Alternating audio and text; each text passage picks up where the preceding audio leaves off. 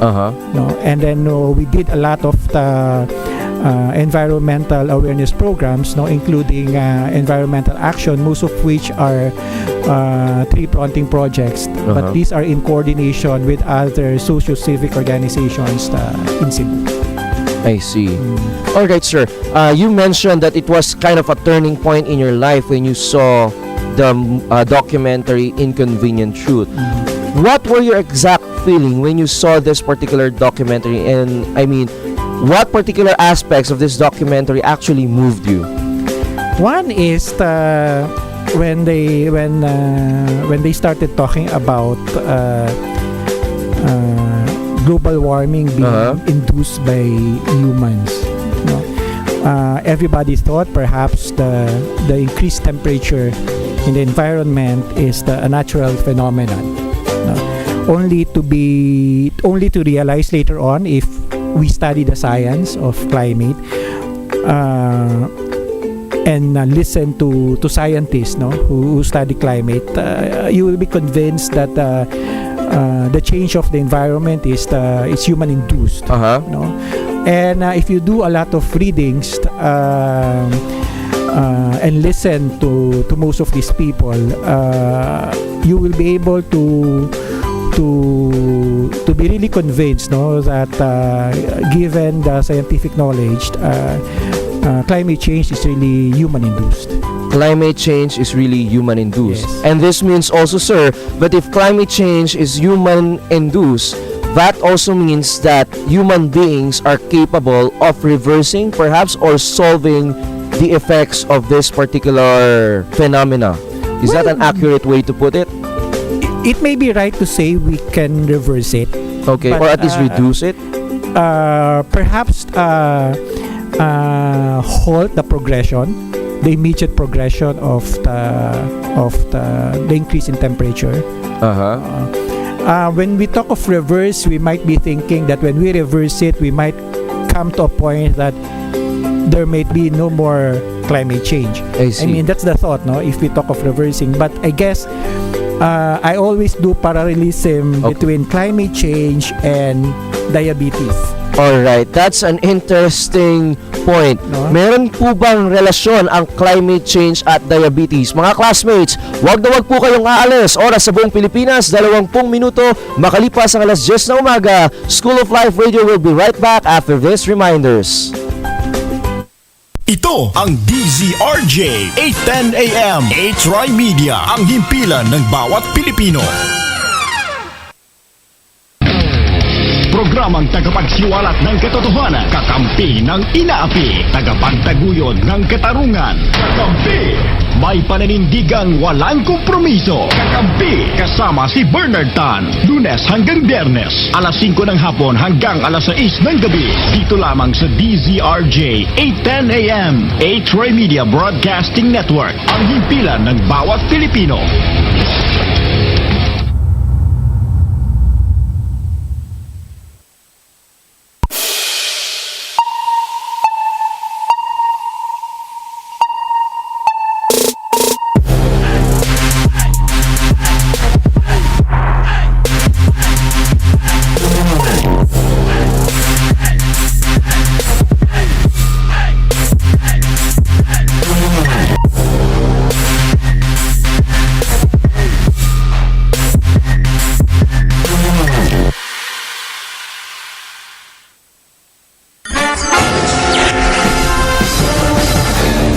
Programang umaaksyon at mas maaasahan, walang kupas na serbisyong publiko. Ihahatid sa inyo ni Angelo Almonte at Tates Gana. Serbisyo publiko. Subaybayan tuwing Lunes hanggang Biyernes, alas 11 ng umaga hanggang alas 12 ng tanghali. Pakinggan dito sa DZRJ 810 AM. H-Rai Media, ang himpilan ng bawat Pilipino. This program is brought to you by H-Rai Media Pro Incorporated.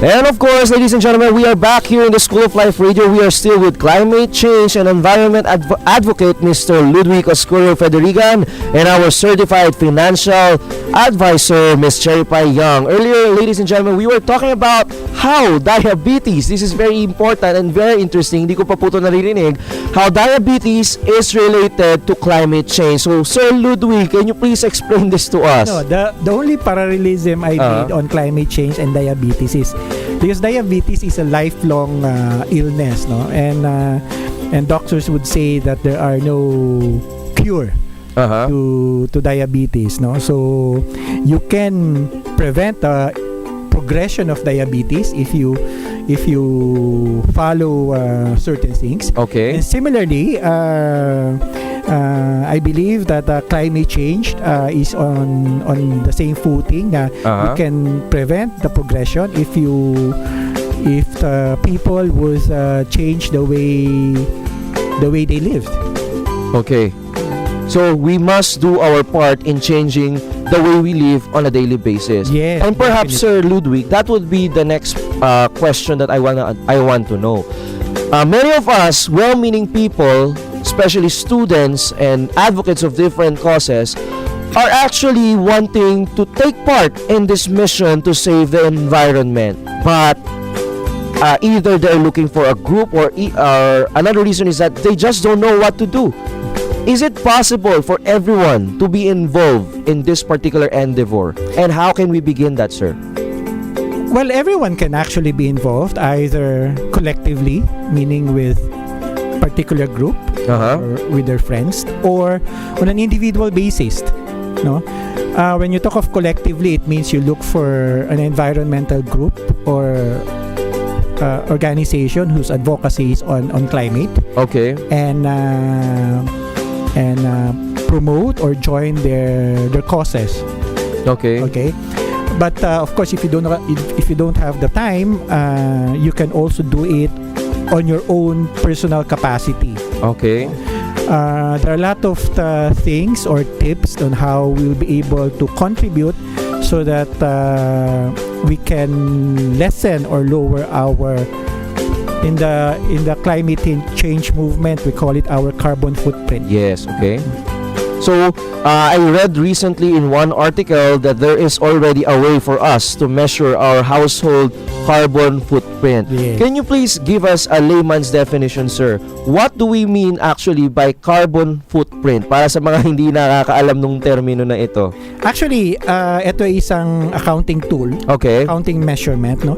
Kasi sa lahat ng galaw ng tao, nagpo-produce siya ng carbon dioxide. Okay. Okay. Bawat galaw po ito, literally. Yes, literally. Okay. Sa bawat galaw ng tao, nagpo-produce siya ng carbon dioxide. So, from the moment you wake up, you have your coffee.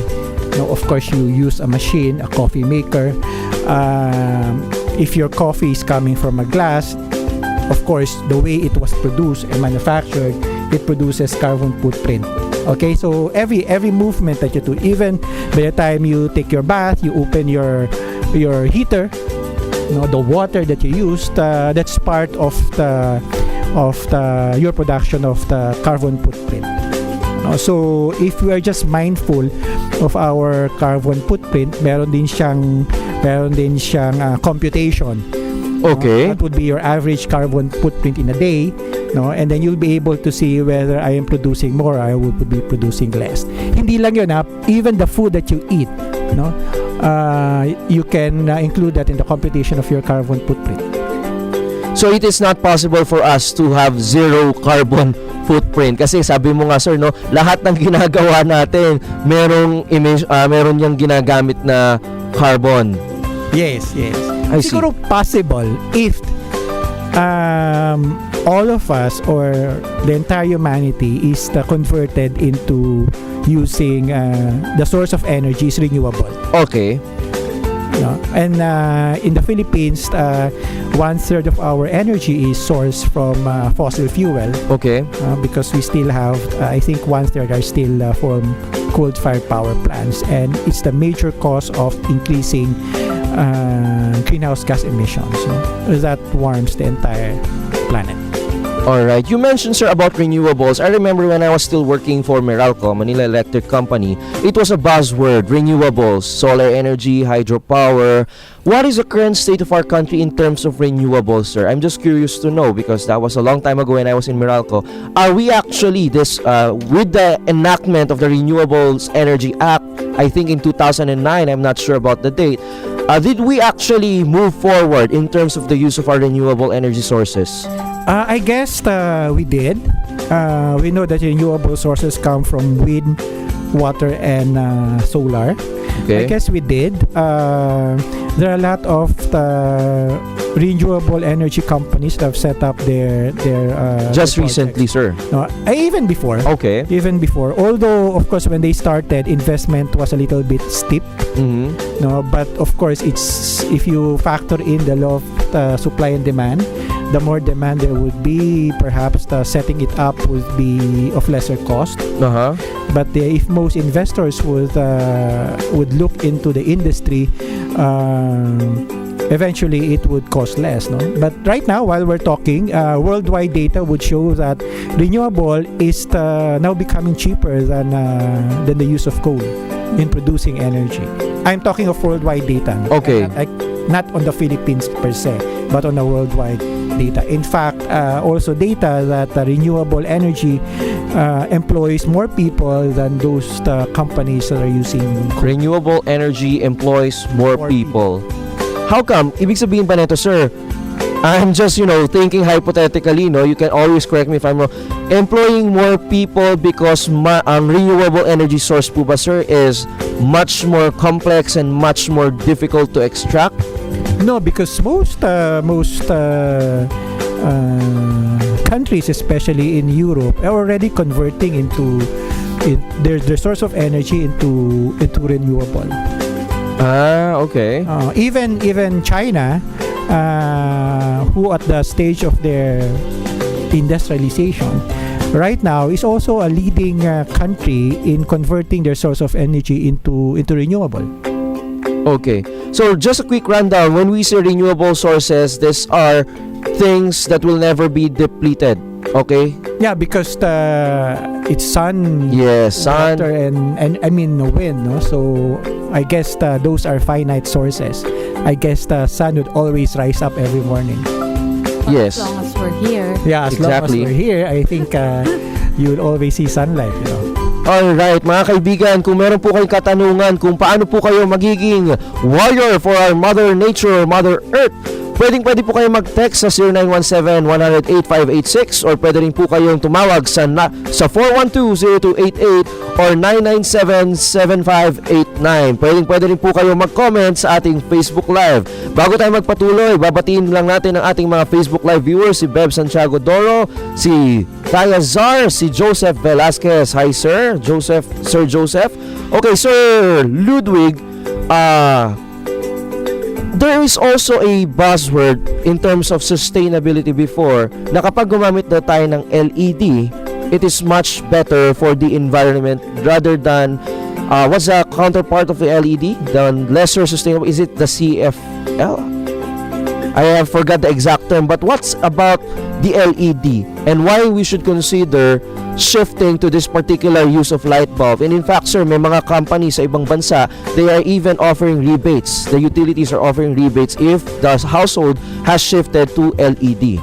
Because based on my readings, the use of LED is more energy efficient, when they illuminate the lighting system. Okay. That's why most energy companies would recommend if household can convert into LED. So LEDs. more so once you use LED, so your demand for energy would be lesser, Alright. but you get the same effect. Okay. So LED is just one of the many ways. Yes, Now, let's yeah. try to come up, sir, with at least 5 ways through which everyone, me, you, even our students out there, the School of Life viewers, can actually take part even in small baby steps, alright, in actually helping alleviate climate change, if not totally solve it, because we know climate change has developed over how many decades and we cannot expect to solve it or resolve it overnight. Yes. So let's come up with at least 5 suggestions through which we can actually save the environment. One is let's focus on energy. One is for individual people, if they don't need the appliance and Okay. it's plugged, to unplug it. Yeah, I do that. And then perhaps one good suggestion is not to charge your phones in the evening, because the tendency is you will be able to sleep and you will not be able to unplug your phone. So it would continue to use energy, electricity, even if the phone is already fully charged. No? Perhaps another good suggestion is when you dry up your clothes, you don't use a dryer, but Really? yes, you hang it outside, because Okay. sunlight's always free. You don't cost anything when you use the sunlight to dry your Oh, clothes. that makes a lot of sense. Than when you use a dryer. Sorry, natamaan ako because sa akin, it's, yes, sunlight is free, but my time is more expensive. So there is now a trade-off May between your conflict, time and yes. Mother Earth. Nako, mahirap yan. Ano na yan? And then, in the Philippines, we know naman that sunlight is predominantly available. So, if our house is designed wherein sunlight can come in, instead of using our ordinary lighting system, we can just open our window so that it would just come in. So less use of light bulb. Yes, Alright. yes. No, and let's say in our eating habits, people, I'm not sure if whether people are aware of this. We might be seeing there are some people who are converting into diet like being vegetarian, or they eat plant-based food, because they say that you contribute less to greenhouse gas emissions if you eat like this, because according to FAO, World and Agriculture Organization of UN, if you eat a pound of burger, All right. okay, a pound is approximately half a kilo of burger. Of course, you cannot eat half a kilo of burger. That's too much, no? Okay. Because a serving may probably be 100 grams or 200 grams. No? If you eat, let's say, a pound of burger, you're actually contributing 19 pounds to greenhouse gas emissions. Oh, half a kilo equals, or one. No, 1 pound Okay. contributes to 19 pounds. 19 Okay. pounds to greenhouse gas emissions. That is, and eating of beef is really contributes a lot of the greenhouse gas emissions. No, Why is that, sir? because it requires you so much water to clean it up. All right. No, you feed your cow so much. So the entire process increases the greenhouse gas emission. So there is a table actually which among the food contributes so much. But of course it also includes pork. Actually it also includes chicken. Mm. So but beef is the number one. I think basically what he's saying, that when we eat, we forget that there's a whole process Exactly. happening Yes, before because- it came to our plate. Precisely, because people might be thinking that what's wrong with eating beef? Yeah. But you have to remember, Makes before sense. it is in your plate, it undergo already process. All right. From the moment you are growing the cow, up to the time you take the cow from the farm and bring it to a slaughterhouse, you cut it and so Yes. forth. The entire process. Exactly. Kasi mga classmates, kapag tayo kumakain, lagi lang nating naiisip, uy, ang sarap ng pagkain. Nako, gutom na tayo. So kakainin na lang natin without necessarily thinking na, yun nga, as you said, ma'am kanina, no, na there is an entire process behind that.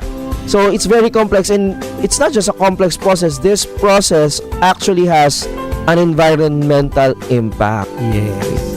Sa Nutrition Club, when it's eating time, we call it cheat day. Cheat Diba? day. Yeah.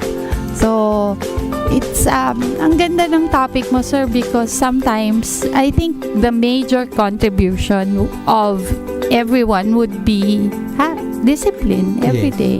Yes, it's true. Discipline.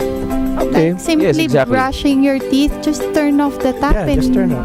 Actually, if you get to read all of the tips, the tips are actually very doable. Very practical, Yeah, no? very practical. It's just that some people are not mindful of the way they do things.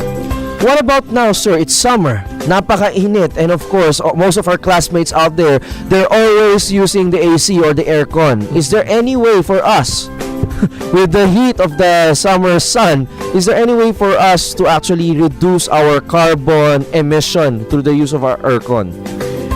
Well, if your dwelling is have a lot of windows, then open it up.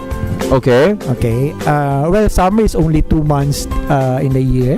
Okay. Okay, because well, we have heat here, but if you compare it to other Asian countries, especially in Central Asia, where temperature go as high as 44 degrees up to 50 degrees, no, I mean, although our heat is sometimes not bearable, Yes. it's really very hot, but it's a lot different if you are in Central Asia.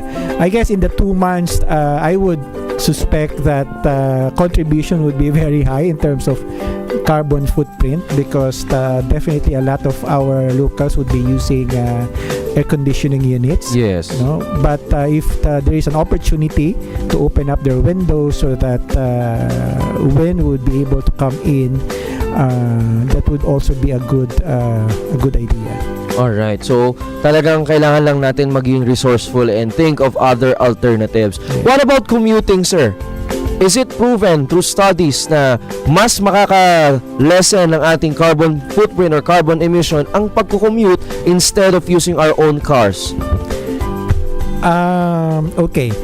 If I correlate food and commuting, Okay. kanina napag-usapan natin yung tungkol sa livestock, no? Yeah. In fact, in another study, they say na kung pagsasamahin natin yung entire industry ng livestock compared sa industry ng transportation, Uh-huh. yung transportation, isama na natin din yung airplane, kotse, tren. No? Siyempre, yung bike, hindi naman nagpuproduce yun ng carbon, ng carbon dioxide. Uh-huh. Mas malaki pa yung contribution ng livestock compared combining all the entire transportation sector. Oh. Okay, but this is a worldwide study, no? It's not yet country specific. No?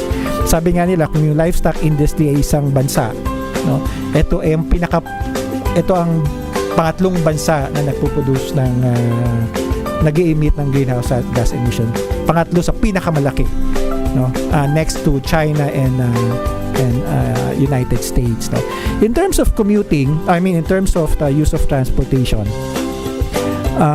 the suggestion is if you can do the schedule of your trips in a day, Uh-huh. no, where a lot of people in the household would be using just one vehicle, Uh-huh. that in itself you would be able to help the environment, no? But sometimes the problem is in one household they have multiple cars, Yes. no? And then sometimes the father would have their own car, the mother, the children, and so forth, no? And if they don't coordinate their activities, of course their contribution would be high. But if they coordinate their activities, no, in a day, then their contribution would be low, no? And also another suggestion is really to use, well, unfortunately in our country our public transportation system is not so good. Uh-huh. But if time comes that wherein our transportation system is comparable to other Asian countries like Hong Kong or Singapore, I guess using the public transportation or the MRT or LRT would be a lot better than having to drive your own car. Yes, because it actually divides the carbon emission. Instead na individual na marami sila, they would be in mass transit, they would be riding one particular train, Yes. at doon lahat parang isang carbon emission lang for Yes. everyone. Yes, yes. Okay, very interesting. Sir, you are saying earlier in the early part of your life, before you became an environmental advocate, you were also a businessman, right? Or an entrepreneur. Yes. Okay. Now that you are in the field of environmental advocacy, do you think that businesses also collectively have a negative or either negative or positive impact on our climate here in the Philippines? Yung mga businesses natin in terms of the way they operate, ganong kalaki yung impact nila? Ano po bang mas malaki ang impact? Ang personal or ang business? Well, I cannot categorically say the impact of business against personal, because when we talk of business, if we consider the number of people that they employ and collectively sum up the impact of these individual people, definitely they would have a bigger impact than on an individual basis. No?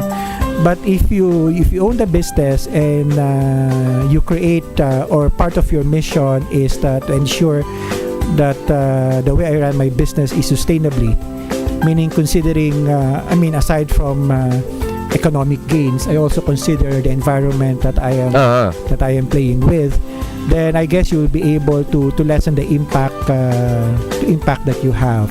No, because there are certain industries, sometimes they don't consider the impact they do in the environment. No? They feel that all resources of the environment is finite.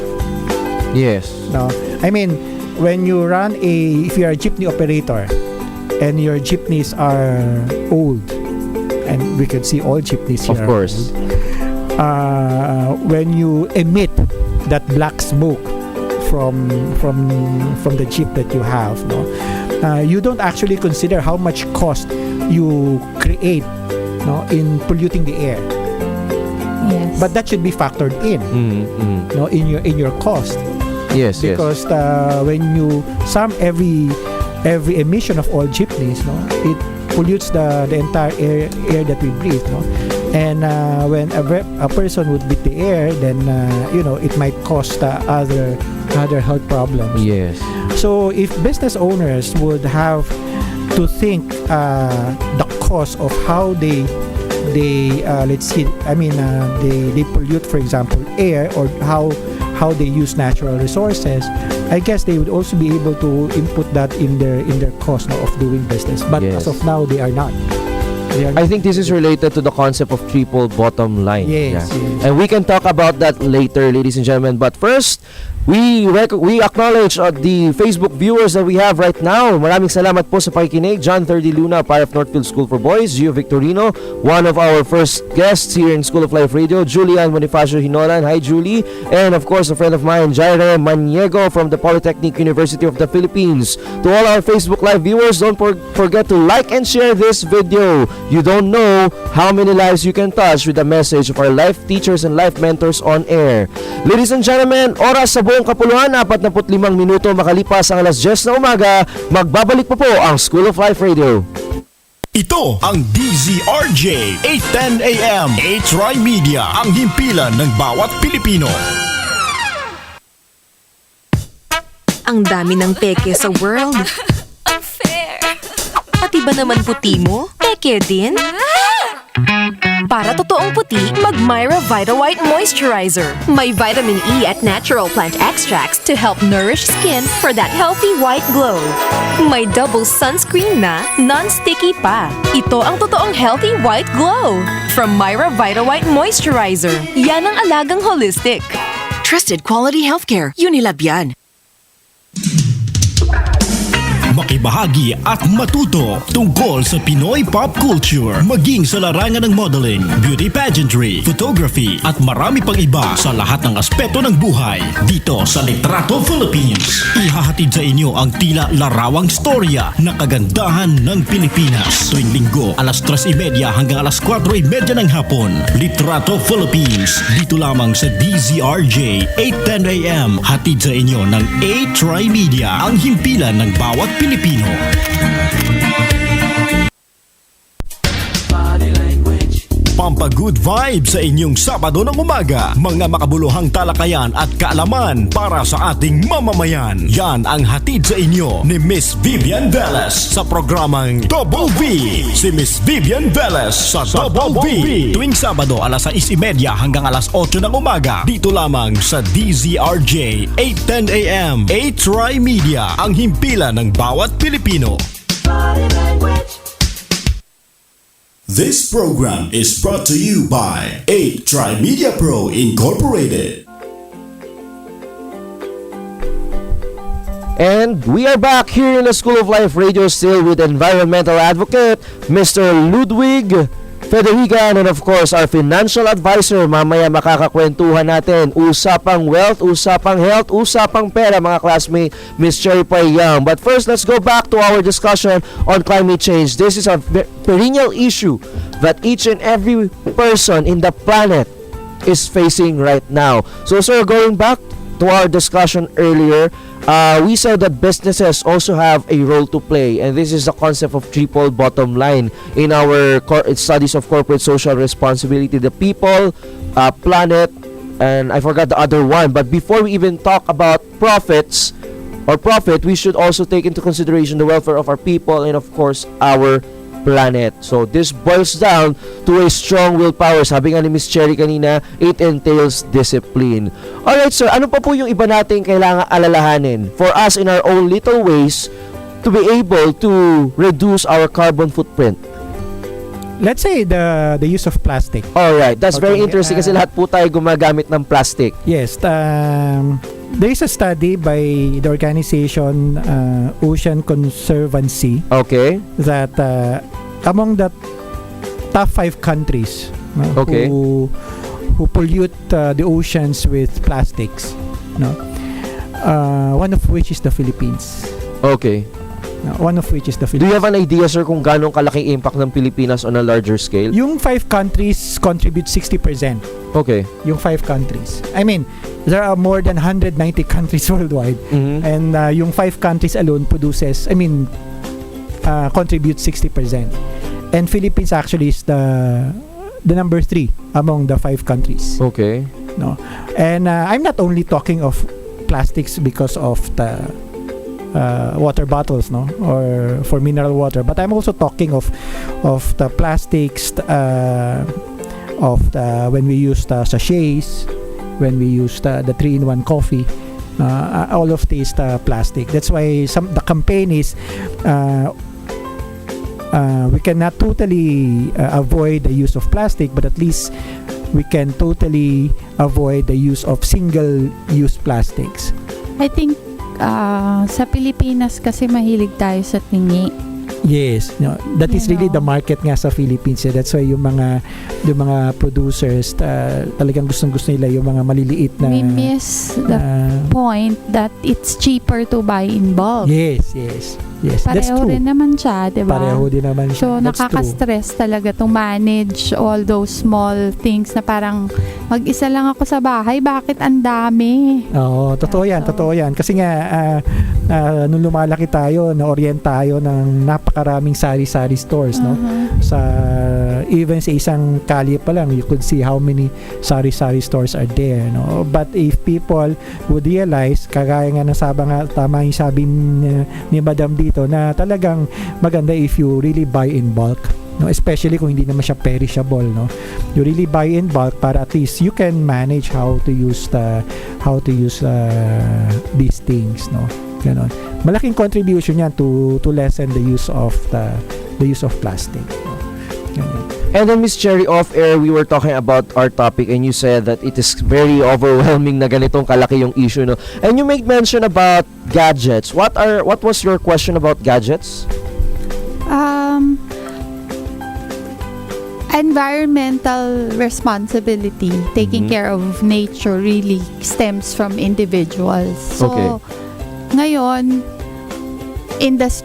we point our fingers to industries. Are you managing, etc., technical, everything. It's all cute to listen to, but on a daily basis, tayo, sometimes 4 cellphone mo. Bakit? Diba? Yeah, You have 2 phones, tablet, and then whatever gadgets na kailangan mo pa. And of course, like Sir said, guilty ako dyan. Sometimes I forget, I charge in the evening. Diba? Nakakalimutan mo talaga siyang Oo. i-off. Ay, kanina nga tinamaan din ako kasi Oo. my phone was charged nung natutulog din ako. So everyone is guilty. Oh, no so offense, these no offense. little Yes, yes, yes. contributions, ang ano ko is what impact is there and what can we do para yung e-waste. Alright, electronic Kasi wala waste. tayong facilities. Ako, ang pinaka-issue ko, this is the most, para sa akin ang ganda-ganda ng bansa natin. Culture, nature, everything. Pero, ang mga Pilipino, wala tayong, parang galit tayo sa salitang maintenance. To maintain the environment, whether your home, your car, your stuff, and then dispose of properly. Wala Yes. tayo nun eh. Kaya when I align that with my industry, which is finances and then future retirement, sabi ko nga finances madaling computein. Ang issue ko is what will the Philippines be like 10 years from now, 20 years from now, environmentally? Kasi we're not doing anything. Yes. And that question is a question of sustainability. Alright, and I guess that's really the selling point of our climate change or environmental advocacy, is to really teach people the value and the concept of sustainability. Let's say, sir, I am a very indifferent person. I don't care. I don't care about the environment. I live. This was given to us by God, therefore I will use it. No? So how do you actually convince people, young people as we are, no, to join, especially the youth, to join this very meaningful cause in loving our Mother Earth? Okay. I came across with one magazine, National Geographic. I got a copy of an issue printed way back in 1976. In that issue, scientists have already predicted. No? Uh-huh. They did not say this will happen, but they predicted what the future may be. No? Whether temperature will go up or temperature will go down. That was in 1976. And in 1976, I was just 7 years old. Okay. And I've never heard of the word climate change or even global warming. In fact, I think yung climate change lang naman naging buzzword dyan recently. Because of the inconvenient truth, No, no? recently lang. Because of no? Al Gore. Yeah. So, if you're going to look the way people think during that time, 1976, which is around 40 years ago, no? And then scientists right now would predict what will happen in the future. Well, if you don't believe, then you just have to take the brunt of climate change, extreme weather events, sea level rise, no? You'll experience more flooding, you experience more extreme heat. No? That is if you don't really care. That is if you will not change the way you think, no, or even the way you live. Okay, so these are the things that you would expect in the future. Okay, people have to start talking about it, like me, because I want to ensure that the life of my children and the children of my children, no, the life that they will enjoy will not be as devastating as what we have right now in terms of environmental impacts. Because the forecast 15 years from now or 25 years from now, even as far as 2050, it's not so nice. No? They said that certain parts of the world would have water crisis by 2025, and that is only 8 years From now. That's very alarming. 8 years from now. No, I mean, of course, all of us here would still be alive during that time. Exactly. And data have shown that as of right now, while we're talking, there's already 1 billion people who don't have access to water. 1 billion Yes, people. and if you get to think that there are only 7 billion people in the world, that's already A lot. That's more than 10%, no, of all people in the world. No? We might be influenced of our group, why care about the environment. But if you look at it, it is a call to everyone. Yes. No, not only on your individual self, but to call to everyone that the time to act is really now.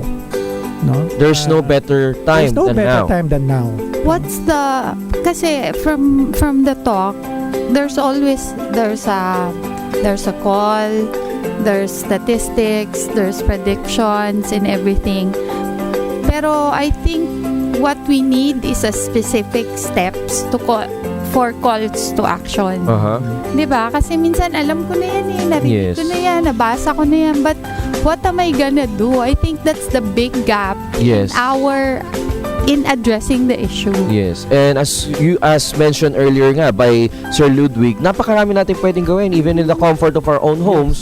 We can actually reduce environment. But more than that, yeah. Sometimes I think in promoting awareness, we forget to think that there are people who need telling.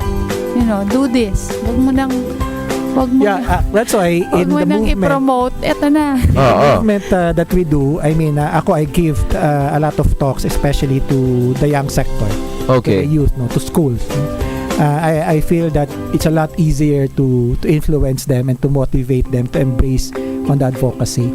I No. think breaking a paradigm is Yeah. more important than Yes. talking about statistics. Yes, that's really true. No, but you have to make them aware of the issue. Yes. No, before you can ask them to shift the way they think. No, and then you can only do that if you show them this is what had happened.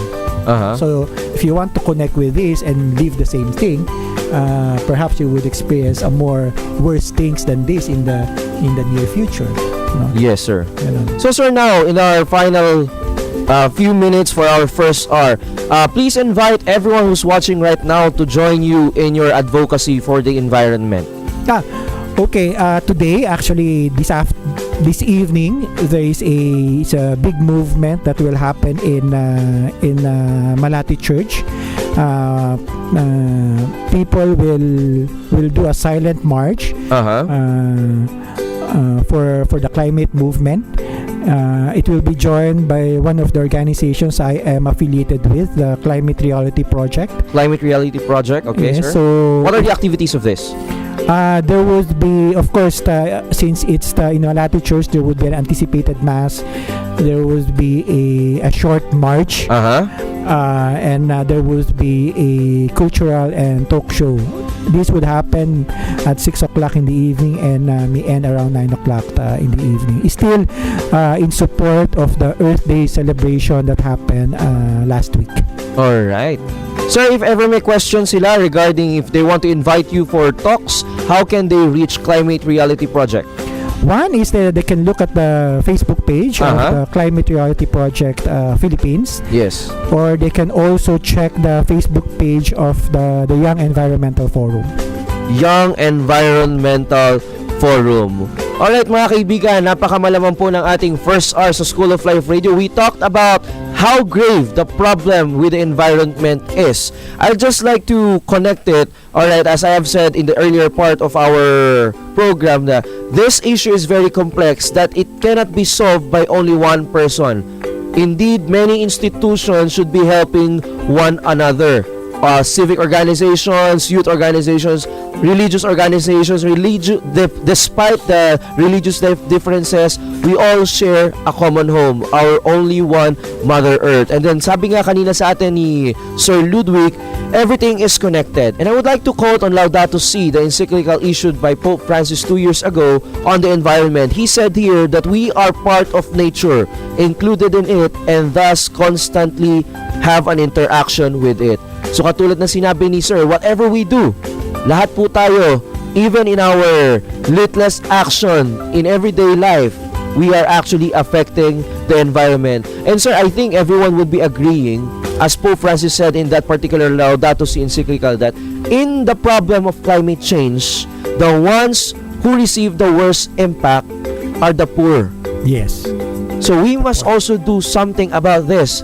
if we are an advocate for alleviation of poverty, I think, ladies and gentlemen, it is almost impossible for us to ignore the problem on the environment, because the poor is at the receiving end of this particular problem. And of course, we must also recognize that everything is connected in the environment. And I think, Sir Ludwig, it boils down to love. You must love yourself, love your family, love your children, your grandchildren. And if we love them, we must leave something for them to take care of, and we must take care of our home, which is our common home, our Mother Earth. Any other last thoughts on this particular matter, Sir Ludwig? Well, siguro nagpapasalamat ako sa programa for inviting me here. Thank you so much, sir. Nagpapasalamat ako sa mga taga-pakinig ng programang ito. Yes, currently we have already 500 plus views at madadagdagan pa po yan. Guys, if you still have question, we still have our second hour. Oras sa buong Pilipinas, 2 minuto makalipas ang alas 11 ng umaga. Huwag na wag po kayo mag-aalis dahil after the commercial, mag-uusap naman tayo kung paano yumaman. We will be right back. Ito ang DZRJ 8:10 AM. A-Try Media, ang himpilan ng bawat Pilipino.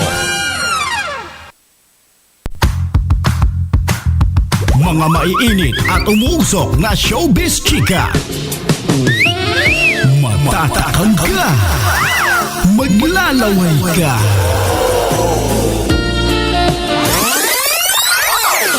Showbiz chikang hindi lang trending at pinag-uusapan, kundi iniimbestigahan dito sa DZRJ 810 tuwing Sabado alas 3:30 hanggang alas 4:30 ng hapon. Chikan Chika kasama sina Afi Africa at Tart Carlos. Hatid sa inyo ng A-Try Media, ang himpilan ng bawat Pilipino. Pag-asenso sa negosyo, pag-aralan at matutunan sa negosyo ni Karancho. Mga latest update sa merkado, mga kaalaman sa pagninegosyo mula sa mga eksperto at maging job openings, alamin. Ihahatid sa inyo ng ating nag-iisang Karancho sa negosyo, Miguel Hill, sa Negosyo ni Karancho. Negosyo ni Karancho tuwing Sabado 1:00 hanggang alas 3 ng hapon at Linggo alas 12 ng tanghali hanggang 1:30 ng hapon. Dito lang sa DZRJ 810 AM. A-Try Media, ang himpilan ng bawat Pilipino. Be informed, inspired, and empowered through radio with the voice of the youth. Samahan ang iba't ibang youth casters habang patuloy silang nagbibigay ng inspirasyon sa mga kabataan. Abangan tuwing Sabado alas 6 hanggang alas 7 ng gabi dito lamang sa DZRJ 810 AM. A-Try Media, ang himpilan ng bawat Pilipino. This program is brought to you by A-Try Media Pro Incorporated. We are back here in your Saturday Classroom on Air with your life teachers and life mentors. At ngayon naman mga kaibigan, pag-uusapan natin matapos ang ating pag-uusap patungkol sa kalikasan at ano ang pwede nating gawin upang mabawasan ang ating impact for our climate here in our world. Ang pag-uusapan naman natin ngayon ay usapang pera. Kabataan, dapat ba tayong mag-save for our retirement? Is it possible for us to be a millionaire through investment kahit wala kang napakalaking negosyo? Or is it possible for us to actually attain financial freedom and be our own boss? Yan po ang mga tanong at marami pa na pag-uusapan natin sa ating second hour dito sa School of Life Radio. And of course, we are joined by our second guest. She is a certified investment solicitor and licensed financial advisor for Sun Life Asset Management Company Incorporated. Isa rin po siyang wellness coach at senior consultant ng Herbalife at ministry worker and discipler sa Lighthouse Christian Community. Please welcome once again in the School of Life Radio, Miss Cherry Pie Young. Hi, Miss Cherry Pie. Good morning, listeners. Bright morning, Burns, and thank you for inviting. Yes, at syempre kasama pa rin natin na ngayon ay magiging guest co-host ko na ang first guest natin kanina, si Mr. Ludwig Federican. Alright, mga kaibigan, alam ko marami kayong tanong sa pera. Huwag na pong papalagpasin ang pagkakataong ito. If you have questions, text it at 0917-100-8586 or you may call us at 412-0288. First question, ma'am. What is your story and how did you become a financial expert? I would slow down on the use of Expert or licensed financial advisor? I used to be a sales trainer sa isang malaking cosmetics company. So I opted. Siyempre, it's a company for women. So ang promotion then in that sales and training is teaching women to have a business through direct selling, promoting that, okay. and everything. So firsthand, I was able to coach a person or a group of people to leveling up a business. Yung parang starting from scratch. From scratch. From a hopeless job na ito lang. So that the word itself is lang. Minimize mo na sarili mo.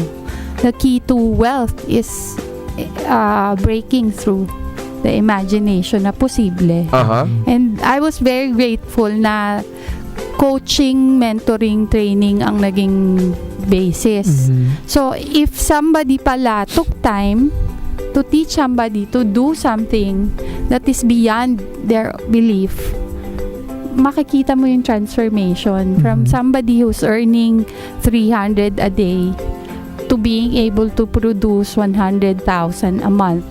That is level up. So, syempre may opportunity in the company to also be in management to grow your team. Kaya lang, syempre pag marunong kang gumamit ng calculator, mako-compute mo rin how long will it take me to grow this group and then get this income that I want. So lalabas yung result because anything about money is mathematics. Yeah. Mathematics is pure science. So kahit anong emotions mo, if the math don't add up, mali talaga eh. Diba, sir? So, hindi pwedeng pangarap lang. Kailangan tama yung lalabas sa calculator mo. So, somebody approached me about financial planning.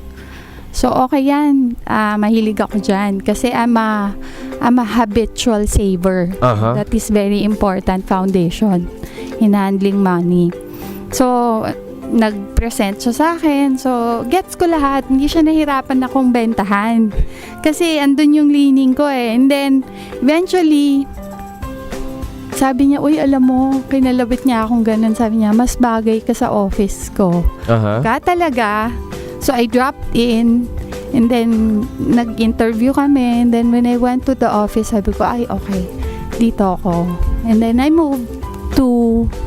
That's how I started with making a decision to move to a brighter life. Diba? Slogan namin yun. Sunlight na sunlight. So, move to a brighter life. Yes, and it's true, really. Yes. And you know, ladies and gentlemen, if you're not aware, there is a study that showed that here in the Philippines, I'm not sure about the exact figures, but roughly less than 10% or lower than that of the population is aware about the value of saving and investing. Miss Cherry, why do you think it is not normal or it is not a second nature for our fellow Filipinos to actually save? Once they get their paycheck, ang una nilang naiisip ay, ano nga ba ang bibilin ko? Saan ko dadalhin itong pera? Anong paggagastosan ko? Is this a reality among Filipinos that you've dealt with, Miss Cherry? Filipinos have a very difficult relationship with delayed gratification. Delayed gratification, okay. Mahilig tayo sa, pag naisip ko to, ngayon na. Ngayon na. You know, parang, this is my struggle especially with millennials. They have money, pero yung rewarding yourself even before exerting the effort, hindi mo pa nga nagagawa, hindi mo pa nakukuha, nagpapahinga ka na o bibili ka na ng something na beyond your means. Diba? So are you saying that for us to be able to really live a truly rich life, we must always live Set priorities. within our straight. means? Yes. Okay. So apart from living within our means, is it how do we actually start saving? I mean, it may seem to be commonsensical, but of course, common sense is not always common practice. How can we actually really, what should be our mindset to actually save our money whenever we receive our regular paycheck? There's also a study na napakaliit ng percentages ng who are actually saving. Diba? If you ask normal regular employees how much they have in their ATM, Yes. they can barely keep maintaining balance. Ito yung working ha, So laging said. lagi, 'di ba? And out of 100 million Filipinos, alam naman natin na 10% are upper class. So, pag nag-away na ng issues about bakit mayaman, mahirap, it's all about mindset. Okay. Do you know, Burns, that savings is a habit and not a product? Okay, tell us about that, Ma'am Yeah. Sherry. Saving is a Saving habit. is a habit Okay. that got turned into a product, a banking product. Kaya nagkaroon ng Okay. savings account. Diba? So, if you don't have the habit to save, regardless of the income you make, wala pa rin siyang matitira. Okay. I think it all begins, no, I don't think. I know it all begins with a mindset. Number 2, Filipinos are very emotional, Okay. sentimental. Sometimes, alam na niyang the boat is sinking, the finances is really crumbling, they will still hang on to emotions, sentiments, and false hopes instead of doing and acting. Okay. False hope and false emotions such as what? Providence. Oh. We're very faith-filled nation, pero sometimes it's a false notion of providence na bibigyan ka.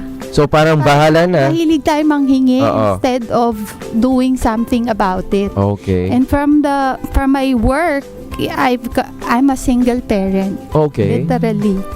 So when my daughter was young, I was in unstable ground. Uh-huh. When I shifted to finances in Sun Life, doon ko nakita na hindi pala totoo. I would boldly make this statement, there is no such thing as taong mahirap. Taong mahirap. Kasi pag nakita mo yung possibility, what money can do, Uh-huh. money is never evil. You will be so excited at the power it can create, at the power of good it can create. Nagsispread siya eh. So how do you begin? First, you align your motives and your relationship with it. If I ask you, how young are you? If you I'm don't- 21 years old. 21. Oh, very young. Yes. Wow. I would pay to be 21 again Yeah, with what I I wish. know now, di ba, sir? 21, how do you see yourself at 60 and how many millions will you be I having? actually plan to be a millionaire, multi-millionaire in fact by age 30. That's why yun yung sinasabi ko kanina na is it possible for us to be actually millionaires by that time? And by 60, Why 30 and not 25. 25? Because I'm trying to, give a leeway also na perhaps I'm a teacher. And for a fact that a teacher doesn't earn that much, all right? Okay? I'm not demeaning the profession. This is my passion. This is my love. And at the same time, I'm doing sidelines. I'm a motivational speaker. We give talks and trainings. So I was thinking lang, ma'am, honestly, in my reflection, na perhaps the safest is 30. But if it can be earlier, in fact, my mentor, Pocholo De Leon Gonzalez, was telling me, you can be a millionaire by age 23. I earned my first million 21. Sabi niya sa akin, or 22. Eh sabi ko, I'm now 21. If I want to earn my first million by age 22 or 23, that gives me 1 to 2 years.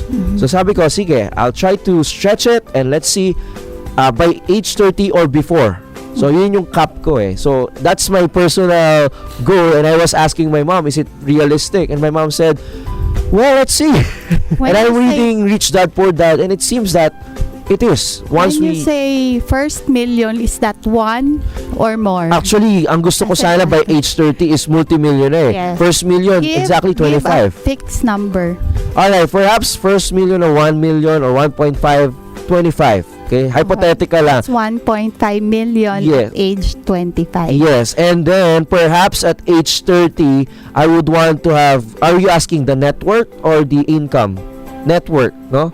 Net worth. No, savings muna. Oh, savings. Yung number muna, yung ballpark figure that you're aiming I was at. suddenly put on the spot, eh, no? Alright. You're now the But- guest. Yes, ako na yung guest sa sarili kong show. Okay, sige, let's see. Age 30, savings, ma'am, right? Yung target amount lang muna. Target amount. Sige, let's just peg a hypothetical figure. 7 million pesos. Alright. So, Hypothetical lang yung mga classmates, ha? Nag-i-imagine pa lang tayo rito.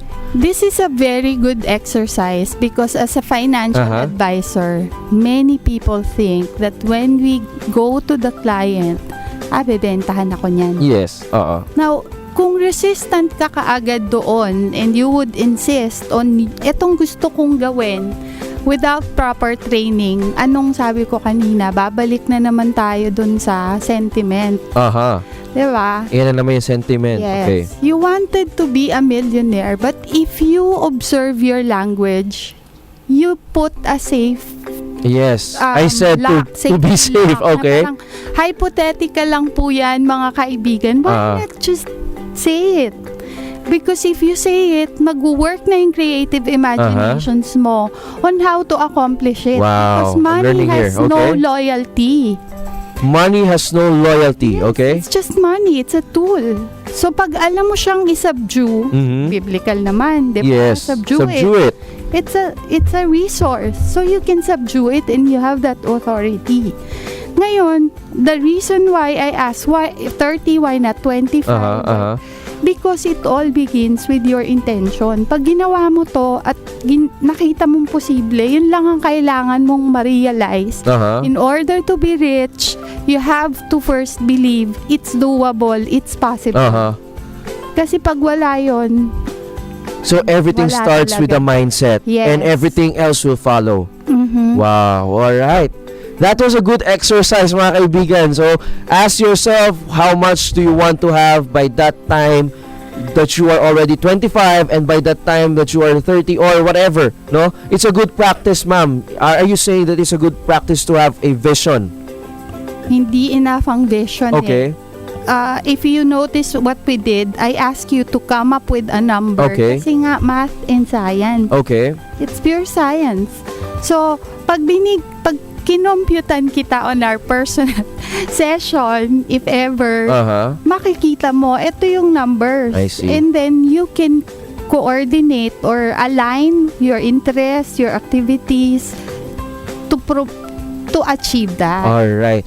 Mga kaibigan, pag-uusapan po natin itong mga bagay na to sa ating pagbabalik. Batiin lang natin ang ating mga Facebook Live viewers, si Lawrence Yap, Angela Villorente, good morning din sa iyo, Annie Mendoza from University of Asia and the Pacific, Abner Bayangan, at ang aking friend na si Miss Lani Alday de la Cruz. Don't go away. We'll be right back here in School of Life Radio. Topic is financial freedom.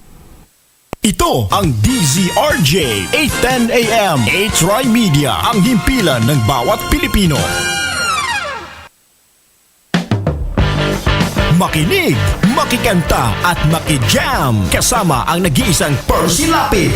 Muling balikan ang mga masasayang kanta kasama ang iba't ibang mga musikero na maghahatid sa inyo ng mga magagandang tugtugan at awitan na siguradong kukumpleto sa inyong gabi sa Live Jamming with Percy Lapid tuwing linggo alas 11 ng gabi dito lang sa DZRJ 810 AM H-Rai Media, ang himpilan ng bawat Pilipino. makibahagi sa talakayan at usapin ng mga napapanahong negosyo kasama si John Paul sa programang Biztalk 101. Makinig at matuto sa mga kwento ng tagumpay sa pagninegosyo. Biztalk 101, Biztalk 101 kasama si John Paul, Linggo alas 5 hanggang alas 6 ng gabi dito lamang sa DZRJ 810 AM. Hatid sa inyo ng 8Try Media, ang himpilan ng bawat Pilipino. A night of musical inspiration dito sa Acoustic Night with Jerry Maya. Maki-join sa live acoustic jamming kasama sina Pili Politan at Froy Calixto. Acoustic Night with Jerry Maya.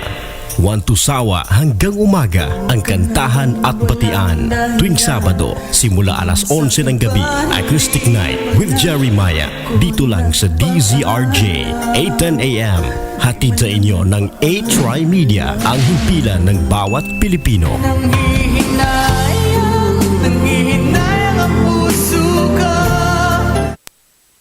This program is brought to you by 8Try Media Pro Incorporated.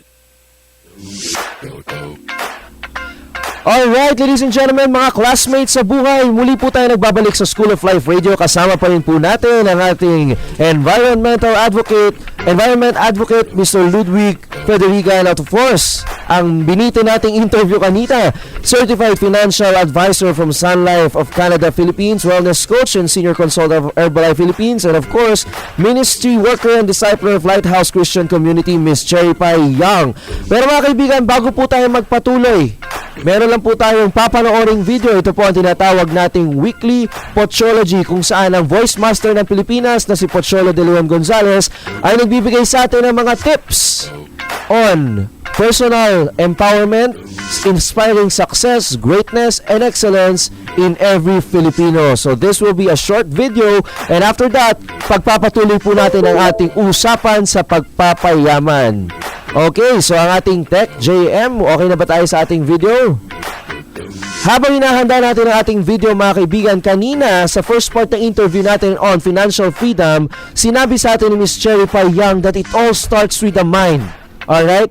So mga kaibigan, napaka-importante na kung meron po tayong pangarap na yumaman, be firm with that particular vision and be convicted that it is possible. At sabi nga ni Ms. Cherry Pie, money is never loyal and we can actually subdue it. Pag-uusapan pa natin ang mga bagay nito, but first, let's have our weekly Pochology.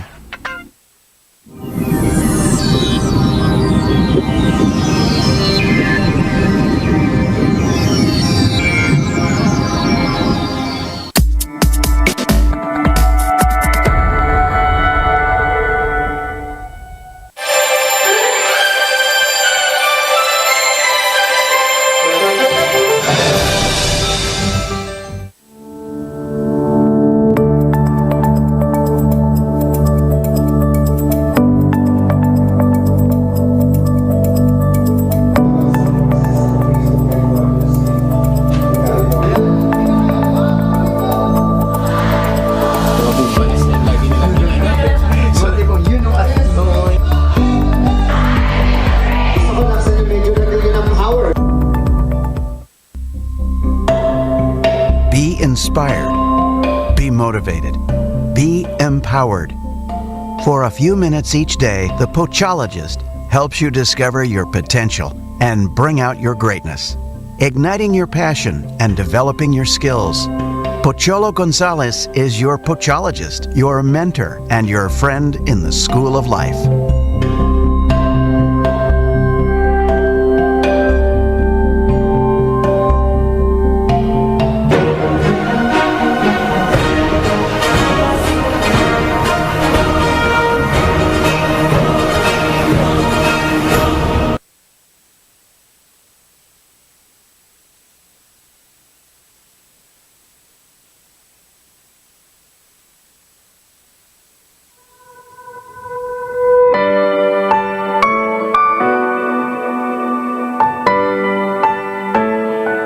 Magandang araw kaibigan. Ako si Pocholo Gonzales, ang inyong Pochologist. Ako ang founder ng Pochology Academy, the school of life that inspires you towards greatness, excellence, and success. Kapag ba nagtanim ka ng buto ngayon, mamumunga na ba yan bukas? Kapag nag-aral ka ng ballet ngayon, prima ballerina ka na ba sa susunod mong performance?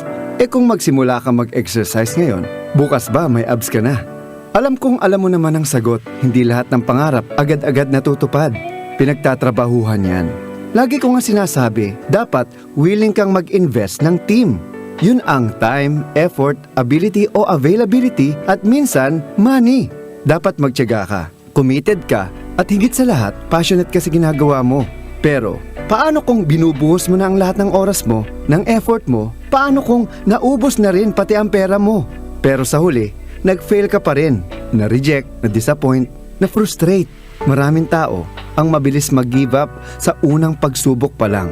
Sa bagay nga naman, masakit kaya ma-reject? Sino nga ba namang may gustong paulit-ulit mag-fail? Tsaka, bakit ka pa mag-aaksaya ng panahon kung alam mong madidisappoint ka lang ulit? Pero alam mo ba, si Steven Spielberg, ilang beses na-reject sa film school bago siya naging isang Hollywood blockbuster director? Si Walt Disney, nasisante sa una niyang trabaho dahil daw wala siyang imagination. Akalain mo yun? Walt Disney walang imagination? Bago niya natayo ang happiest place on earth. At sinong makakalimot kay Thomas Edison na nakaimbento ng incandescent light bulb sa ika-10,000 attempt? Kaibigan, tandaan mo to. We fail not because we're doing the wrong thing. We fail because we don't do the right thing long enough. Persistence. Yan. Oo, persistence. Yan ang kaibahan ng mga taong nagtatagumpay sa hindi nagtatagumpay. Kung gusto mo ng isang bagay, kailangan mong maging porsigido. Kahit ilang beses ka pang bumagsak, pumalpak o tanggihan. Oo, masakit mag-fail. Pero mas masakit yung habang buhay mong itatanong sa sarili mo, paano nga kaya kung nagpatuloy ako? Hinding-hindi ko makakalimutan yung unang beses na nagkaroon ako ng linya sa dubbing. Excited na excited akong pumasok sa studio para i-record ang kaisa-isa kong linya. Yung bang, lisanin na natin ang dagat ngayon. Sabi ko sa sarili ko, ito na ang big break ko. May tono pa nga ako noon, yung parang sing-song pattern. Nakakatuwang pakinggan, pero alam mo, sa halip na ituro sa akin kung anong tamang delivery, akalain mo, inagaw sa akin ang script ng isang veteranong dubber at pinaalis ako. Hindi daw ako magaling at hindi daw ako bagay mag-voice acting. Paano kung nakinig ako sa kanya? Paano nga kaya kung hindi na ako nag-audition ulit sa kahit saang studio? Malamang, hindi ko na rin naitayo ang aking kumpanya o ang aking voice acting school. Malamang, sila-sila pa rin ang nasa loob ng industriya. Malamang, walang kinikilalang voice master at malamang, hindi mo mapapanood ang motivational video na ito ngayon. Kaibigan, oo ikaw. Kaya simula sa araw na ito, gusto kong itanim mo sa isip mo na you are only one step away from reaching your goal. One more audition, one more phone call, one more proposal. Oo, maaaring ma-reject ka ulit o mag-fail. Pero pasasaan ba't mararating mo rin ang pangarap mo? Paano ba tayo natutong maglakad ng mga bata tayo? Hindi ba nadadapa tayo? Pero tumatayo ulit? Nadapa na naman, tumayo na naman. Nadapa pa rin, pero tumatayo pa rin. Isipin mo, paano nga kaya kung merong isang baby na nagsabing, Ha? Ang hirap naman. Siguro hindi para sa akin ang paglalakad. di ba ka may office mate ka o kaklase kang gumagapang papasok ng building ninyo? Sabi ko nga sa aking Pochology, failure is part of the road to greatness. If you don't stumble onto failure, you won't stumble onto your greatness. Sana marami kang natutuhan sa araw na ito. Mag-comment ka lang sa video na ito at i-share kung ano ang iyong natutunan. Muli, ako si Pocholo De Leon Gonzales, ang inyong The Pochologist na nagpapaalala sa inyo na do great and be great. Maraming salamat sa inyong panunood. You just had your daily dose of inspiration, motivation, and empowerment from the Pochologist. Tell us what you think by leaving a comment below. Subscribe now for more life lessons. Pocholo Gonzales is your Pochologist, your mentor and your friend in the school of life. The Pochologist. The Pochologist. Inspiring greatness, excellence, and success. Visit www.pochologist.com.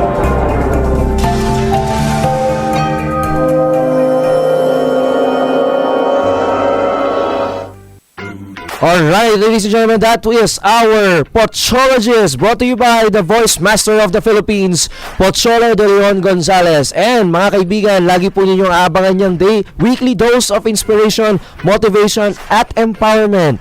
Alam niyo guys, gusto ko yung sinabi ni Voice Master na hindi lahat ng pangarap ay matutupad nang wala tayong gagawin. And sometimes we are at the point of giving up, even though kung konting effort na lang, nandun na tayo. And he said that we need a team. We need time, effort, availability, and sometimes money. At syempre, ang key na sinabi niya kanina is persistence. Push lang ng push. And I think, Miss Cherry, everything is related to our topic on financial freedom. What do you have to say about it? All right. I think, like I said earlier, I'd like to share a few points on money. First, di ba sabi ko kanina, wealth begins with an abundance mindset. Abundance mindset or abundance mentality. Yes. So, does it help to talk, to face the mirror and say, with conviction, mayaman ako, I know I will be rich. So, is this a self-talk or Not beyond that? Actually, mantra. Okay. Really, it's, ang issue is, lagi tayong nagigilty about money eh. Uh-huh. Money is, dugtungan mo nga, Money is a means towards helping people. si Sir Ludwig. Money Well, is, money is a means to live. it's biblical also. In Yes, of course. Ecclesiastes, it Uh-huh. says money is the answer for everything. Uh-huh. So, nung hindi pa ako masyadong in love sa money, Okay. somebody said, money is the answer for everything. So, Okay. it broke through everything na limitations mo. Okay. Even God said, book of Ecclesiastes, okay. mentioned it. So, I can use it to do good. Not only in my life, but sa ibang tao. In the lives And of the others. more we have of it, marami tayong magagawa, 'di ba? Oo. So, and also, increase is God-given. Okay. Go forth and multiply. Yes, so, yes, wealth and increase, di dapat yun ang mo. Yun ang gagawin mo sa sarili mo. It's not really about just money, numbers, and ilang milyon. Yes, Wealth is holistic. Okay. Diba? So, pangalawa, you have to learn how to prioritize your needs versus wants. Sometimes we define wealth as consumerism. Mm-hmm. I am wealthy because I have an iPhone 7. Okay. Yaman. Mm. Yayamanin. Yayamanin. Ganon. Kung ano yung nakikita. But behind that, what is your net worth? Diba? Exactly. Ganun lang. Yes. And it, Sometimes, wala sa itsura. Diba? Oo. I met with a client last week, 27, and he wants to invest, ganyan, interview. May 2 million ang batang ito. oo. Diba? Pero it doesn't look na Wala ganon. lang. So, Kasi definitely you cannot judge a ganyan. person eh. Yes. Diba? Yes. So, habit niya kasi. So, dahil nga savings has become a product, sabi ko, what's the fear in investing? Aha. Gusto lang daw niya makita na nandoon sa statement yung pera niya. So, it is also a relationship. May pera ka pero nakatago. Is it useful?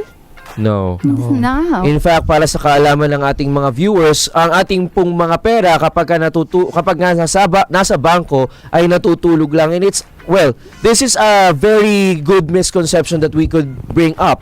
Many people are saying, oh, I have savings and I'm saving it up in the bank.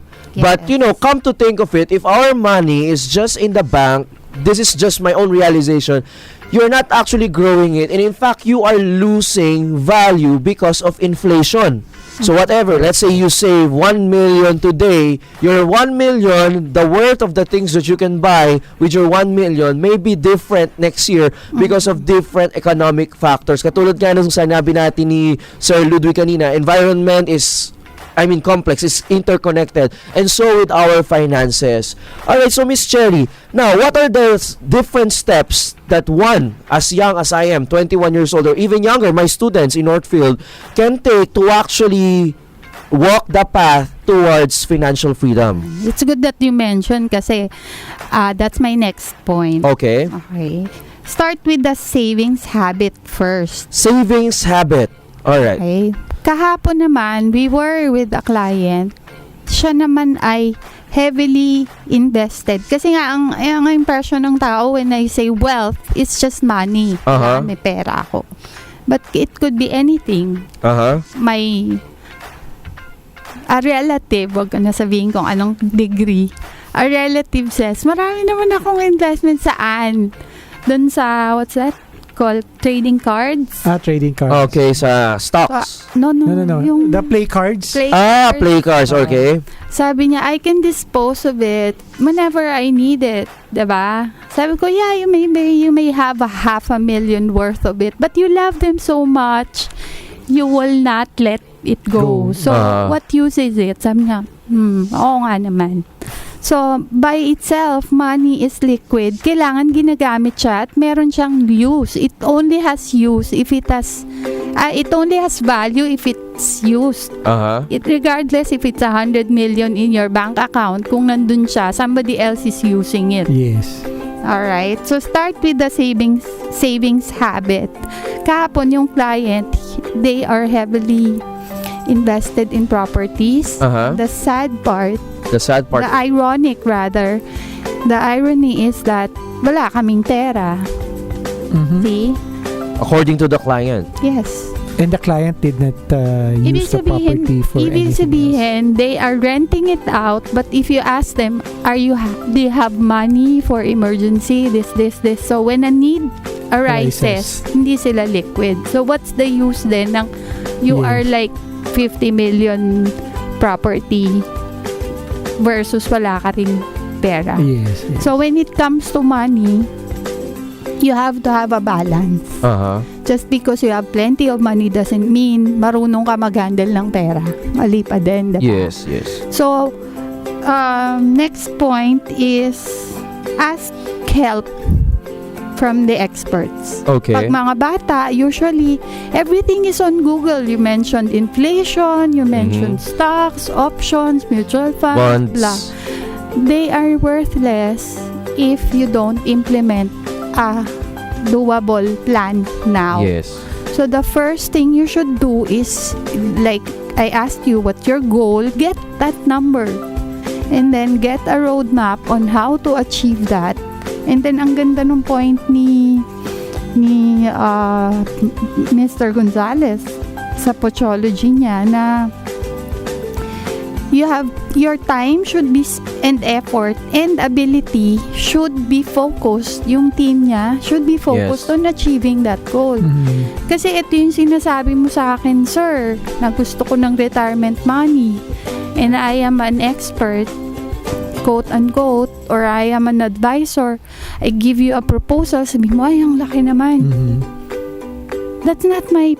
That's your life. That's what you want to do. I just gave you the numbers. And then na-overwhelm ka. So how can the dream be accomplished kung sa papel pa lang takot ka na?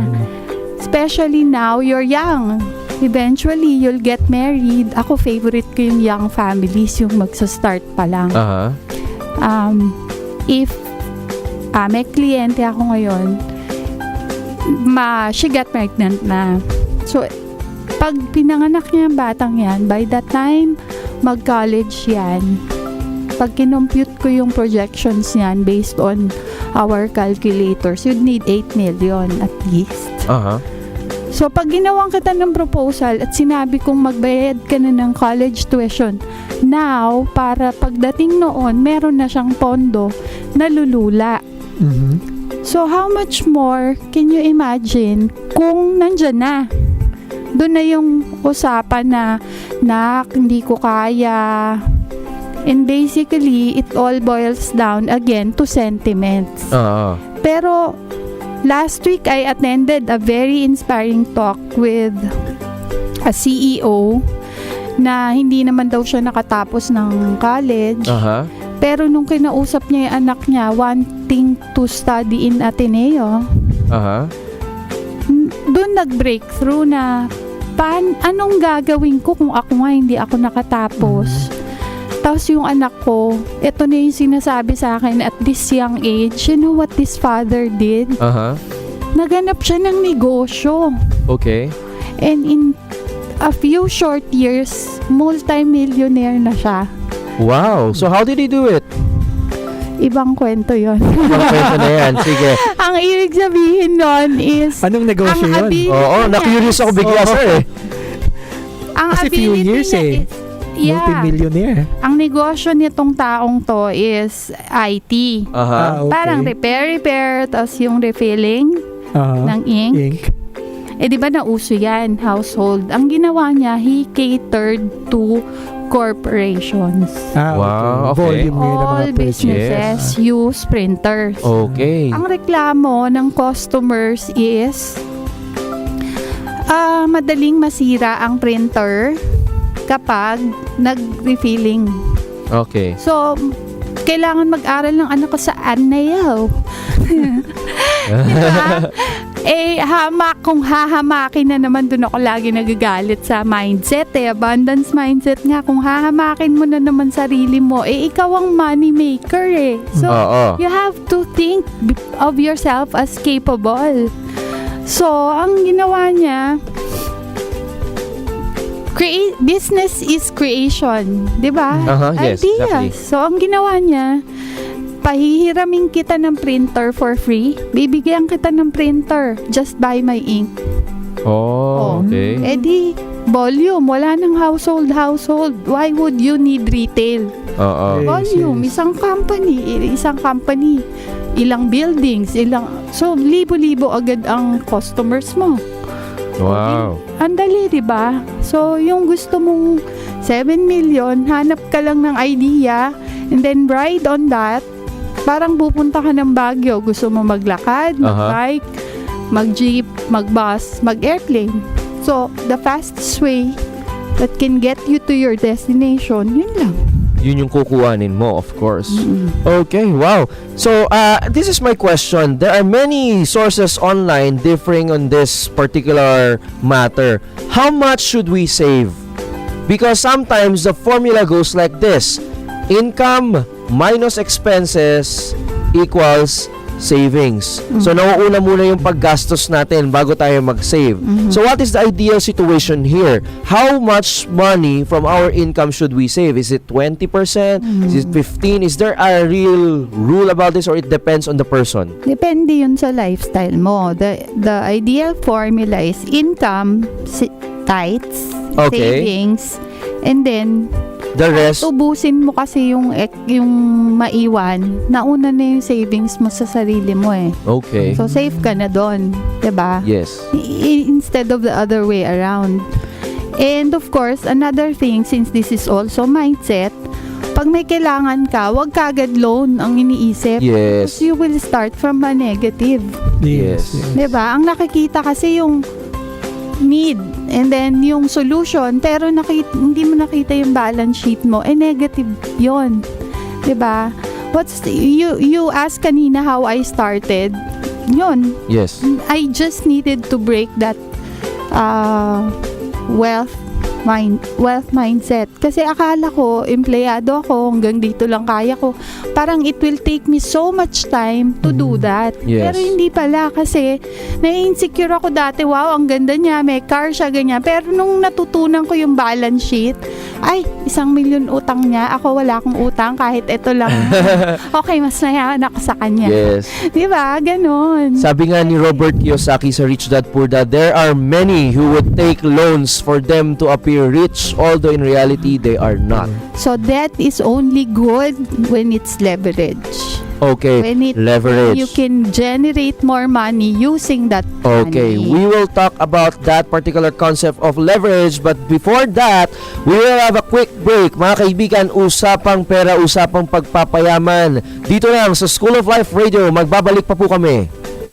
Ito ang DZRJ 810 AM H-Rai Media, ang himpilan ng bawat Pilipino.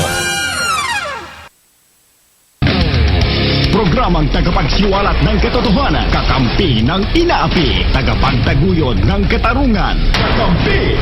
May pananindigang walang kompromiso. Kakampi! Kasama si Bernard Tan. Lunes hanggang Biyernes, alas 5 ng hapon hanggang alas 6 ng gabi. Dito lamang sa DZRJ 810 AM. A-Troy Media Broadcasting Network. Ang himpilan ng bawat Pilipino.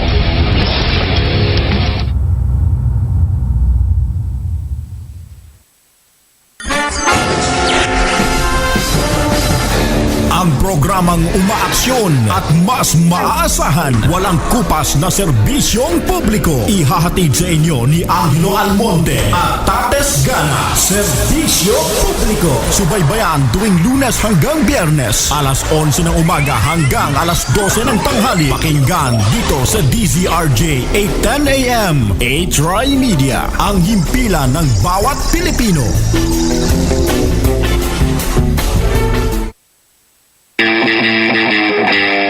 Ang programang tagapagtanggol ng lipunan, tatalakayin at hihimayin ang mga anomalya sa pamahalaan. Kasama si General Sammy Sir Chip Pagdilaw. Sir Chip reporting for duty tuwing Lunes, Miyerkules at Biyernes, alas 6 hanggang alas 7 ng gabi. Sir Chip reporting for duty dito lang sa DZRJ 810 AM. Hatid sa inyo ng A-Troy Media, ang himpilan ng bawat Pilipino.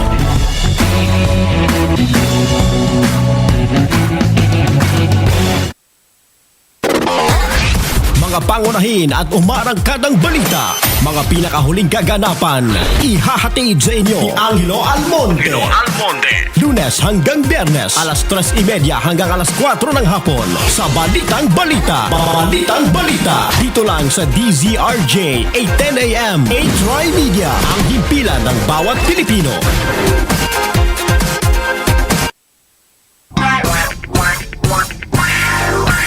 Samot-saring usapin at issue sa pang-araw-araw nating pamumuhay. Maging limpak-limpak na papremyo ang ihahatid sa inyo ng programang Shalala and Friends. Kasama ang nag-iisang Shalala. Lunes hanggang Biyernes, alas 12:30 hanggang alauna 1:30 ng hapon sa DZRJ 810 AM. Hatid sa inyo ng A-Troy Media, ang himpilan ng bawat Pilipino. This program is brought to you by A-Tri Media Pro Incorporated. Alright, and we are back here in the School of Life Radio. We are talking about money matters. Napaka-importante, especially for all millennials out there who whenever they see a new phone, especially an updated iPhone or a Samsung phone, they would quickly jump out and buy the phone using installment plans, and sometimes mas malaki ang kanilang babayaran dito. And meron din naman tayong mga classmates dyan na kapag nakakita ng bagong sasakyan, bili agad dahil gusto nilang maging in na may sasakyan. Okay lang if yung sasakyan na bibilin mo ay gagamitin mo sa pangnegosyo tulad ng Grab or Uber. Sabi nga ni Miss Cherry kanina, we must know the value of leverage. Let's go back to that concept of leverage. What is the basic concept of leverage, ma'am? Leverage means parang 'di ba yung trampoline is that yung tatalon ka push up yes. Yun. Sorry, I lost the word. Ang ano lang is cash is always king. So for millennials, syempre ang kailangan dyan, if you're already working like you, Burns, you're 21, kailangan 6 months at least of your monthly expenses should already be in the bank. This is what you call the emergency fund. I prefer to call it opportunity fund. Opportunity kasi fund, emergency, nag-a-anticipate ka ng disgrasya, di ba? Okay. Pangit naman, nagigising ka sa araw-araw na magsisave ako kasi baka may mangyari. So, essentially, tinatakot mo yung sarili mo everyday. So, hindi ka talaga matutuwa mag-save. That's a good mindset. Di ba? Okay. Galing, mindset nga eh. So, pero ma'am, bukod pa po ito sa savings. Magkaiba pa po ito. Pwede na yun. Kasi, ayun na yung, do you have it now? 6 months of your monthly expense equivalent in your bank. So, kung wala pa siya, it now becomes savings, di ba? It now becomes your opportunity fund. Oh, so, using you as a reference Or not point. really Kung 6 meron months yet. ka, I have to compute it. at target ka na, di Yes, ba? yes. So, pag nakuha mo yung 6 months na yon, you can do another savings. Hindi mo nagagalawin yon. Because, ayan na naman tayo, balik na naman tayo, savings is a habit, not a product. yes. So, kung patutulugin mo siya sa bangko, yung 6 months na yon, saka mo na gamiting i-reinvest. Okay. Sometimes, young people, I'm talking about young people kasi syempre pag mayayaman, iba na ang usapan dyan. So, I think your target audience would be in that Yes. niche. So, yun lang muna. Pag meron ka ng 6 months expense, regardless of age or income, ano na yon, required na yon. So, whatever comes kasi na may mangyari sa'yo, hindi ka mangungutang. Ngayon, parang, anong gagawin ko? Kasi ganito nangyari. So, mawawala yon. And then, another thing that you have to break, misconception is, gusto ko po mag-invest, Miss Pai. What's the minimum? Okay, we always go to the minimum. Minenos mo na naman sarili mo, di ba? Ako, Tapos sasabihin guilty mo as sa akin, charged ako gusto rito, mo sir. yumaman. So, meron disconnect mindset pa rin. Sabihin mo, The gusto ko abundance yumaman, mentality is pero not there. pag kinausap ko si Miss Pai, pwede niya akong tulungan. Ano po yung minimum? Parang hindi talaga tugma doon pa lang, di ba? So, if you cannot handle the basic, the fundamentals of handling money, tapos sabihin mo, mag-franchising, savings pa nga lang, mali na eh. So, franchising and all the complexities of that, mahirapan ka. 'Di ba? So, basic pa rin. Okay. So, when you say investing, eto na ang pinaka importante. Investment money is excess fund. Ang akala ng iba, pag nag-invest sila, magically, it will grow and then they can rest. Yeah. No. When you say invest, that's a money you already assume that you lost because it's very risky. It's risky. It's medium risk, high risk, diba? Oh, So, yes. you already lost that. So, kung wala ka pang savings habit, tapos naglalakas loob ka mag-invest, malamang pag nagkamali ka, gutom ka ulit, back to zero. So, hindi advisable ginagawa ng ibang unaware. Talagang gusto lang nila for the sake of There is a investing. process. Nangungutang pa Yes. for So, investing. when it comes to money, there's tatlo lang palagi. There's time, your capital, and your return of investment. So, pag may mali dun sa tatlo, diba? How much capital do I have? How much time do I need to wait to grow this money? And what am I targeting in this span of time? Yung iba kasi, di ba, mauso ngayon yung mga pyramid. Alam na nilang ganun yun, pero hoping against hope. Violating the laws of science. Di ba? Akala nila it will be sustainable. But really, kaya maraming naluloko kasi binibend mo yung rules, hindi talaga siya mag-work. So, Yes. I'm using a very layman's point of view para maintindihan na ang importante, yun lang, kung wala ka pang 6 month savings, trabahuin mo na, whether you put it in a piggy bank, you put it in an ATM account, kailangan makikita siya ng mata mo. And then, pag meron ka ng habit, then let's talk. So, when I do a personal financial consultations, by the way, it's free. Call me or PM me on Facebook and set an appointment. Yun ang una kong ideal client for me is somebody who has a definite savings habit. Okay na ako doon. Kahit meron kang malaking money, pero kung hindi ka naman stable ka usap, kahit maganda position mo, pero pag tinanong kita, what's your savings habit, ano yung lifestyle, pag medyo tagilid, medyo alanganin din ako kasi mahirap magpaliwanag sa taong hindi niya madisiplina sarili niya. So, ine-expect niya ako, yung investment niya ang sasalo dun sa mga magko-correct dun sa bad habits. Wow, very interesting. So, kailangan talaga ng disiplina. Create a plan. Create a plan. Set a target. Okay. And then, diligently, sabi nga ni Mr. Pocholo, diligently do the work. Yes. Ikaw, sir, do you have any thoughts or questions on this particular matter? Kagaya ng natanong ko kanina, I mean, how do one create that habit? Yeah, how does one start, no? I think the answer there is just start. Yes, start. Break the ang kailangan mo unang-unang ma-overcome is resistance. Okay. I have a friend who has a business. So, kinukwento niya sa akin, I generate 500,000 a month, ganyan. So, ito na yung savings plan mo. Savings nga muna kasi wala nga siyang habit. Umiikot yung money niya, pero wala siyang fund. Opportunity fund, emergency fund, any fund. So, since it's an active income, I don't care how many millions you try to impress me with. If something comes up, wala. Diba? Everything will crumble. So, eto na yung steps. First, create a savings fund, emergency fund, or opportunity protection fund. Opportunity fund. Next, bago ka mag-try mag-invest, get an insurance policy because it's an instant wealth buffer. Protection, hindi lang income. It so protects your income.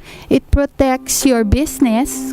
Kung para sa malalaking tao, I have a 100 million business, I'll get an equivalent insurance. Para kahit matunaw yung business, the money will be there. Okay. So, second step yun. Dapat Yes. insurance, protection, income replacement ang kailangan bago ka mag-venture into investing. Tapos, yun na nga, universally, they will say, diversify, never put your eggs in one basket. These are cliches that will still be cliches unless you do something about it. Diba? So, Alright. ano yung commercial, Bern? Yung hanggang saan makakarating Ang 20 pesos, 20 pesos mo. Okay. Kung 20 pesos ang kaya mo, fine. Start. Diba? Okay. So, the important thing is to start. Alright. The first step is save. The second is to have an insurance. Yes. So would you advise starters like millennials who are, let's say, earning less than 20,000 a month, that before they even venture into investing, they must get insurance first? Yes. Kasi usually the products now are investment linked anyway. Okay. Kaya parang all-in-one na siya. Alright. So, importante lang to talk to somebody who can explain it to you. Yes. Okay mga classmates, narinig natin, mahalaga po ang abundance mindset or abundance mentality upang tayo ay magkaroon ng financial independence. At syempre, hindi lang po abundance mentality, kailangan din po natin alamin kung para kanino tayo bumabangon. Dahil ito po ang ating magiging inspirasyon at motivation para nga naman magkaroon tayo ng disiplina sa pagsisave at eventually pag-i-invest. At syempre, wag na wag tayong mag-give up dahil hindi madali ang road to financial freedom. Wag po natin isipin na pag tayo nag-invest, matutulog tayo, paggising natin kinabukasan, milyonaryo na tayo. Any last words, Miss Cherry, before we end the second hour of our show? And how can they get in touch with you? I'm creating a page. So, sana pag in-invite niyo ulit ako, I can already point them out to how to contact me. Ngayon, since this is Facebook, I'm on FB, PM me. Okay. Cherry Pie Young. And then, contact number. Okay, if it's okay with you. Only if it's okay with you to give it on air. It's up to you, ma'am. If not, sa Facebook na lang, ano? Sa Facebook na lang. Alright. So mga kaibigan, the first hour we talked about taking care of the environment. And in the second hour, we talked about taking care of our finances. In both instances, ladies and gentlemen, we are thinking of one term, sustainability. And why are we doing this? Because we love our families, we love our children, and we love our future generation. In taking care of the environment, we are assuring that the next generation will have a place they can call home. And in taking care of our finances, we are starting a brighter future not only for ourselves but for our posterity. In all of this, ladies and gentlemen, we are taking good care of the gifts of God that He has given us. After all, we are stewards of God's richness here on earth. Mga classmates sa buhay, isang masaya at makabuluhang klase na naman po ang inyong natunghayan sa ating edisyon ng School of Life Radio. 2 oras ng inspiration, motivation at empowerment po tayong nagsama-sama sa araw na to bago pa man kayo mananghalian. Kaya naman sa ngalan ng isa sa pinakakilalang motivational speaker sa ating bansa, ang nag-iisang voice master ng Pilipinas, si Pocholo de Leon Gonzales. Ako naman po ang inyong teacher motivator sa classroom at sa radyo, si Kuya Burns, kasama ang ating environmental advocate, si Ludwig Federigan. At of course, ang ating certified financial advisor, Cherry Pie Young. Maraming salamat po sa inyong pagtutok every Saturday dito sa School of Life Radio. Tandaan, dito sa School of Life Radio, classroom mo ang buong mundo. Class dismissed. God bless. Ito ang DZRJ 810 AM. 8 Try Media, ang himpilan ng bawat Pilipino.